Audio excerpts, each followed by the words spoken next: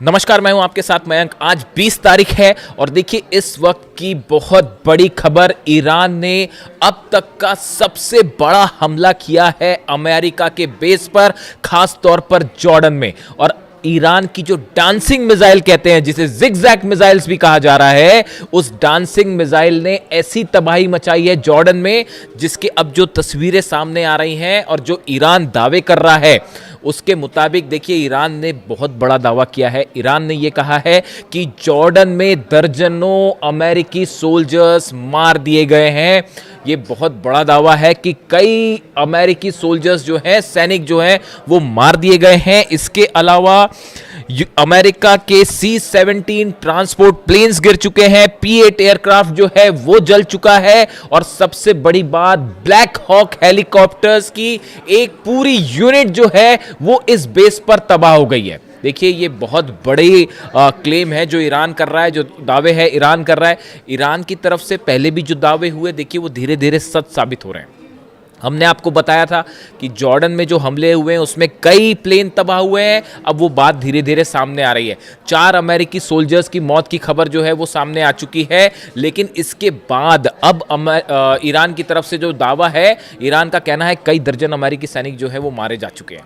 लेकिन अब देखिए इसमें बड़ा सवाल ये है कि आखिर ये हमले जॉर्डन पर कैसे हुए और कैसे ईरान के मिसाइल्स ने जॉर्डन के बेसिस पर जो है वो इतना सटीक निशाना साधा कि वहां हाहाकार की स्थिति है। देखिए मुवफ़्फ़क़ अल सॉल्टी बेस जो है पूरी तरह से तबाह है। बताया जा रहा है यहां पर जबरदस्त हमले हुए। Prince Hassan airbase, King Faisal airbase, ये जॉर्डन के वो बेसेस हैं जहां बड़ी संख्या में अमेरिकन जो थे सोल्जर्स मौजूद थे। अब देखिए हुआ क्या, ये कैसे जॉर्डन में इतना बड़ा नुकसान जो हुआ है अमेरिका को, जिसके दावे हो रहे हैं, ये कैसे हुआ, और ईरान की डांसिंग मिसाइल का क्या रोल है इसमें। अमेरिका के तमाम अखबार, मीडिया आप उठा के देख लीजिए, वो इन खबरों से भरे पड़े हैं कि ईरान की डांसिंग मिसाइल, जिगजैग मिसाइल, जो अपना रास्ता बदल लेती है। देखिए ईरान की तरफ से मिसाइल दागी गई जॉर्डन के इस तमाम बेसिस पर। हुआ ये कि अमेरिका के पेट्रियट सिस्टम ने, थाट सिस्टम ने इन्हें रोकने की कोशिश की, लेकिन जो खबरें आ रही हैं उसके मुताबिक ईरान की ये मिसाइल्स जो हैं ये जिगजैग रूट अपना रही हैं, यानी कि अपना रास्ता बदल दे रही हैं। इसीलिए इसे डांसिंग मिसाइल भी कहा जा रहा है। और अमेरिका का ये कहना है, अमेरिकी मीडिया का कहना है, साहब मैं खुद नहीं बता रहा अपनी बात, अमेरिकी मीडिया जो दावे कर रहा है, आप उठा के देख लीजिए जितने अखबार हैं अमेरिका के, कि ये जिगजैग मिसाइल और ईरान की डांसिंग मिसाइल को रोकने में पेट्रियट और थाड पूरी तरह से नाकाम हुआ। और इन मिसाइल्स की स्पीड इतनी ज़्यादा थी कि इसे रोकना असंभव था। नतीजा ये हुआ कि बहुत बड़ा नुकसान हुआ है और अब अमेरिका ने इसे स्वीकार करना भी शुरू कर दिया है। और कितनी कैजुअलिटी हुई है ये अभी आने वाले वक्त में पता चलेगा। और ये भी कहा जा रहा है कि बदला लेने के लिए अमेरिका आज की रात बहुत बड़ा हमला कर सकता है, इस तरह की सूत्रों के हवाले से खबर है। अब देखिए एग्जैक्टली हुआ क्या। हुआ ये कि अमेरिका के जो फॉरवर्ड बेसिस में से शामिल हैं कुवैत और बहरीन, ये दोनों जगह से अमेरिका के फाइटर जेट्स टेक ऑफ कर रहे थे ईरान पर हमला करने के लिए, जो अभी दूसरे दौर के हमले शुरू हुए इस पर। लेकिन नतीजा क्या हुआ, ईरान की तरफ से अली अल सलेम बेस जो है कुवैत में, वहां पर पेट्रियट सिस्टम तबाह कर दिया गया। $1.5 बिलियन का नुकसान हो गया। एयर सर्विलांस जो राडार था वो तबाह कर दिए गए। ऐसे ही हाल जो है बहरीन में था, शेख ईसा एयरबेस में पेट्रियट सिस्टम तबाह हो गया, वो भी $1.5 बिलियन का था। सवाल ये था कि अब ये हमले जो है, जब ये फॉरवर्ड बेसिस पर नहीं रोके जा रहे थे, तो यहां मौजूद जितने F-35 जेट्स थे, F-18 जेट्स यहां पे खड़े हुए थे बहरीन में और कुवैत में, इन सब पर खतरा मंडरा रहा था।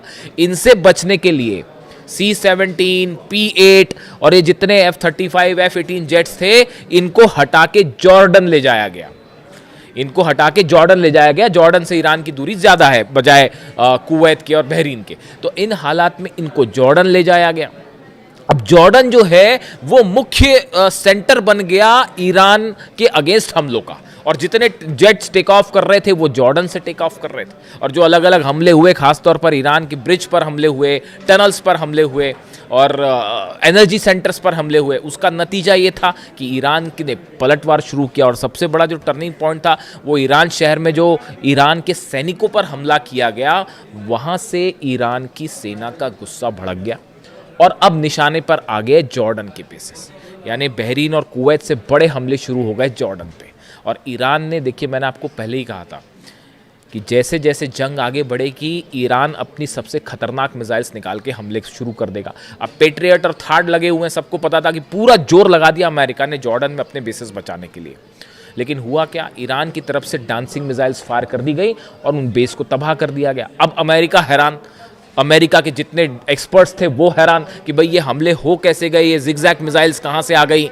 और आप देखिए इतनी लंबी जंग चली, तमाम हमले हुए अमेरिका की तरफ से। डोनाल्ड ट्रंप ये दावे करते फिर रहे हैं कि भाई 70% मिसाइल ख़त्म हो गई है और 90% मिसाइल ख़त्म हो गई है। मेरे से भी दर्शक अक्सर ये सवाल पूछते हैं कि क्या ईरान की मिसाइल सब ख़त्म हो गई है, जैसा दावे डोनाल्ड ट्रंप कह रहे हैं। मैं आपको फिर से इस बात को रिपीट कर रहा हूँ, ईरान के पास कितनी मिसाइल्स हैं या तो अहमद वाहिदी साहब जानते होंगे आरजीसी चीफ, या अली खामेनी साहब जानते थे। इनके अलावा हकीकत क्या है कोई नहीं जानता। ईरान में कितने मिसाइल सिटीज हैं, इसी दिन के लिए अली खामेनी साहब ने अपनी सेना को तैयार किया था, इसी दिन के लिए तैयार किया था। और उसका नतीजा देखिए, आज दुनिया की सबसे बड़ी ताकतें जो हैं वो ईरान के सामने घुटनों पर हैं, अपने बेसिस नहीं बचा पा रहे, खाड़ी देश जल रहे हैं और सिर्फ आप जो है कुछ नहीं कर सकते, हेल्पलेस स्थिति में खड़े। तो हुआ ये, जहां पर हमने बात छोड़ी कि पीछे कर लिया गया, अब ये डांसिंग मिसाइल्स फायर हुई। अब अमेरिका में चर्चा शुरू हुई कि भाई यहां तो दावे कर रहे थे ट्रंप की सब खत्म हो गया, फिर ये मिसाइल्स कहां से आ गई। तो अब वो एक नई थ्योरी लगाई गई कि भाई ये मिसाइल्स जो है रूस ने दी हैं, ये मिसाइल्स जो है वो चाइना ने दी है, मिसाइल की टेक्नोलॉजी चाइना ने दी है। मेरे से भी कई लोगों ने इस बारे में सवाल पूछा कि जो खबरें छप रही हैं अमेरिका में कि रूस और चीन मिसाइल दे रहा है और उसके ज़रिए ईरान हमले कर रहा है, आपकी क्या राय है? आप मेरी राय सुन लीजिए, मैं क्या कर रहा हूँ। ईरान को मिसाइल टेक्नोलॉजी में किसी की मदद लेने की ज़रूरत नहीं है। आप अगर ईरान के मिसाइल प्रोग्राम को देखें, ये कोई आज 6 महीने और 1 साल भर का प्रोग्राम नहीं है, ये बड़े समय से चल रहा है। और देखिए लगातार ईरान ने, मैंने पहले ही आपको एक कहना शुरू कर दिया था कि जितनी मिसाइल्स ईरान के पास हो, चाहे सेजिल हो, चाहे खुर्रम शहर हो, चाहे फतह 110 हो, फतह 2 भी कहते हैं, ये सब मिसाइल के एडवांस वर्जन जो है वो आने शुरू हो गए, उन पर लगातार काम शुरू हो गया। और नतीजा ये है कि अब ये एडवांस वर्जन निकल के आ रहे हैं तो अमेरिका के हाथ पांव फूल गए और वो ये कह रहे हैं कि साहब ये तो रूस ने दे दिया। बिल्कुल ऐसा नहीं है। ईरान की जो मिसाइल्स हैं वो ईरान ने खुद डेवलप किए हैं। देखिए सैटेलाइट से मदद करना एक अलग बात है, ये वो बात सही है कि हो सकता है रूस और चीन के सैटेलाइट्स, कई एक्सपर्ट्स बताते हैं कि रूस और चीन के सैटेलाइट जो हैं वो मदद कर रहे हैं, रडार सिस्टम के जरिए मदद किया जा रहा है, जीपीएस के जरिए मदद किया जा रहा है, वो एक अलग बात है। लेकिन ये जो मिसाइल टेक्नोलॉजी और स्पीड, इस पर लगातार ईरान काम कर रहा है और सेल्फ रिलायंट है, किसी की ज़रूरत नहीं है ईरान को मिसाइल के मामले में। तो इन खबरों का मेरे हिसाब से कोई बड़ा आधार नहीं है कि ये मिसाइल्स पुतिन ने दे दी हैं या चीन ने दे दी हैं, ऐसा कुछ नहीं है। देखिए आप रडार्स दे सकते हैं, सैटेलाइट से नेविगेशन में मदद कर सकते हैं, वहाँ तक एक बात अलग है।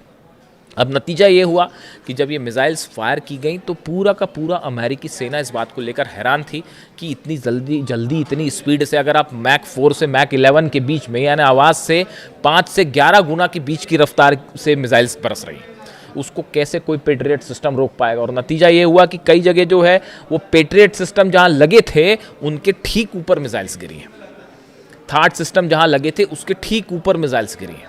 और इसीलिए जंग का जो मुख्य केंद्र है वो अचानक से जॉर्डन हो गया। मतलब ऐसा लग रहा है कि ईरान और जॉर्डन की लड़ाई चल रही है। और वो तस्वीरें जो आ रही हैं, देखिए तस्वीरें वायरल हो जाती हैं। जॉर्डन में जो लोग हैं, मैं एक वीडियो देख रहा था, उसमें बड़े हैरान करने वाली बात थी कि जॉर्डन के कुछ लोग खड़े हुए हैं, उसमें एक शख्स वीडियो बना रहा है, ईरान की तरफ से मिसाइल्स फायर की जा रही हैं, जॉर्डन पर मिसाइल गिर रही है और वो इस बात की खुशी जता रहा था कि ईरान की मिसाइल्स जो अमेरिका की बेस पर गिर रही हैं। ये जॉर्डन का शख्स जो है, जॉर्डन के लोग उसमें खुशी मना रहे थे, ईरान के साथ खड़े दिखाई दे रहे थे। देखिए ये सब अधिकांश खाड़ी देशों का ये हाल है। आज भी हकीकत ये है कि अगर आप एक जनमत संग्रह करा लें, प्लेबिसाइड करवा लें कि खाड़ी देशों में जो अरब देश हैं उनकी जनता क्या चाहती है, मेजॉरिटी जनता जो है वो ईरान के साथ खड़ी है साहब। उन सबको इन बात की तकलीफ है कि अली खामेनी साहब को असैसिनेट किया गया। लीडरशिप जो है खाड़ी देशों की वो अमेरिका के साथ हो सकती है, लेकिन जो आम जनता की राय है, जो जैसा कि सोशल मीडिया पे ट्रेंड करता है, जो उससे देख के जो अंदाज़ा लगता है वो ये लगता है कि बाय एंड लार्ज जो अरब देश है, इसकी जो आम जनता है वो अब भी ईरान के साथ खड़ी है। सब देख रहे हैं कि बड़ी बड़ी ताकतें मिलकर ईरान को झुकाने की कोशिश कर रही है। ईरान अपने दम पे न सिर्फ लड़ रहा है बल्कि मुंह तोड़ जवाब दे रहा है साहब। तो हकीकत ये है कि जॉर्डन जो है वो और देखिए ब्लैक हॉक यूनिट को लेकर बड़ी जो जहाँ पर देखिए जो डिस्ट्रक्शन हुआ है, जो ईरान की तरफ से दावे आए, बड़े स्पेसिफिक दावे हैं वो। एक तो ईरान की तरफ से कहा गया है Islamic revolutionary guard corps says it launched ballistic missile at US C-17 transport plane and P-8 aircraft at Aqaba airport in Jordan, claiming several were heavily damaged, कई डैमेज हो गए, ये एक क्लेम था। दूसरा क्लेम आया कि जो ब्लैक हॉक हेलीकॉप्टर्स हैं अमेरिका के, जो कई जगह ऑपरेशन में इस्तेमाल होते हैं, खासतौर पर मिलिट्री ऑपरेशन में। अब ये भी बड़ी गौर करने की बात है। मैं कल सुबह आपको एक बड़ा खुलासा करूंगा, कल सुबह कोशिश करूंगा जल्दी वीडियो ले आऊं आपके लिए। सुबह ये खबरें आ रही हैं कि जो ब्लैक हॉक हेलीकॉप्टर्स हैं, देखिए इनका इस्तेमाल ग्राउंड ऑपरेशन के लिए बहुत ज़्यादा किया जाता है। ग्राउंड ऑपरेशन के पहले या ग्राउंड ऑपरेशन के दौरान सोल्जर्स को नीचे उतारने पर, ग्राउंड ऑपरेशन के पहले स्ट्राइक्स करने पे, इसमें बहुत ज़्यादा इस्तेमाल होता है ब्लैक हॉक हेलीकॉप्टर्स का। जॉर्डन में बड़ी संख्या में ब्लैक हॉक हेलीकॉप्टर्स मौजूद थे, जो इस ओर इशारा कर रहे हैं कि ग्राउंड ऑपरेशन की तैयारी है। ये बात ईरान अच्छी तरह से समझ रहा है। नतीजा ये हुआ, डांसिंग मिसाइल्स ने ब्लैक हॉक का डांस करवा दिया साहब।